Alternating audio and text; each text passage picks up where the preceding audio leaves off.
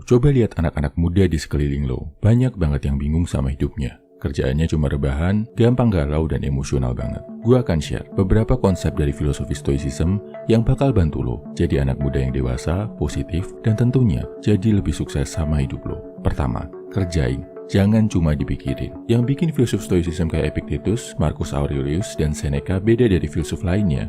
Mereka semua take action bro, gak cuma memperdebatkan teori.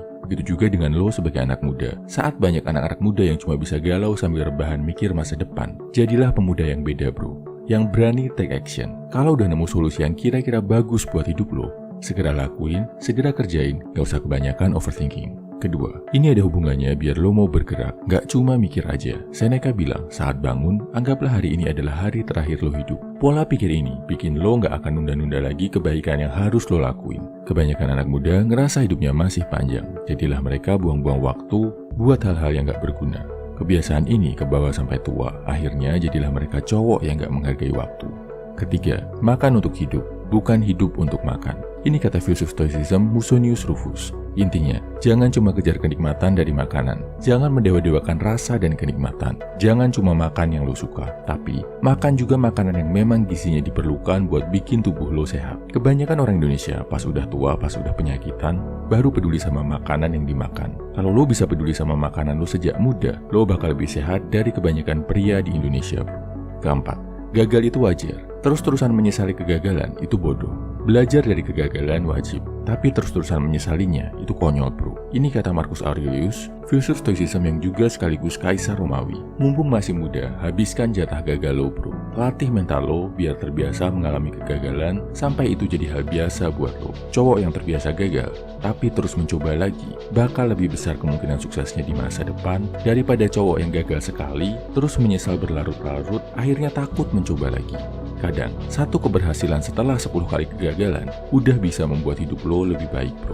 Kelima, belajar mensyukuri hal-hal kecil. Ini kata Zeno, bahagia bukan cuma karena lo dapat keberhasilan yang besar, tapi juga karena hal-hal kecil yang ada di sekeliling lo. Lo masih dikaruniai kesehatan, masih bisa makan kenyang, masih bisa senyum dan ketawa.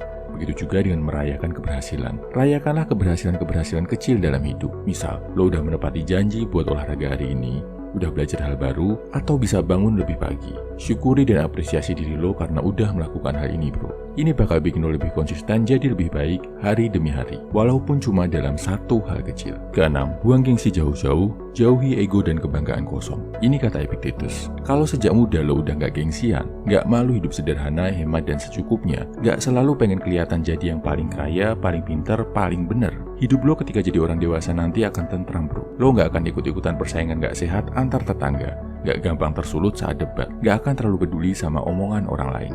Gengsi, ego, kebanggaan kosong, inilah yang memakan kebahagiaan orang-orang dewasa bro. Mereka hidup buat memenuhi ekspektasi orang lain, kerja keras banting tulang buat ngerjain hal-hal yang gak mereka sukai, buat beli barang-barang yang sebenarnya gak mereka perlukan. Jangan sampai lo jadi kayak gitu bro.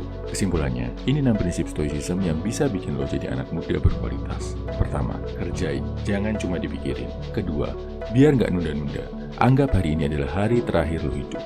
Ketiga, makan untuk hidup, bukan hidup untuk makan. Keempat, gagal itu wajar. Terus-terusan menyesali kegagalan itu bodoh. Kelima, syukurilah kebahagiaan dan keberhasilan-keberhasilan kecil. Keenam, buang jauh-jauh ego dan kebanggaan kosong. Semoga lo jadi anak muda yang berkualitas bro. Salam every man, semangat bro.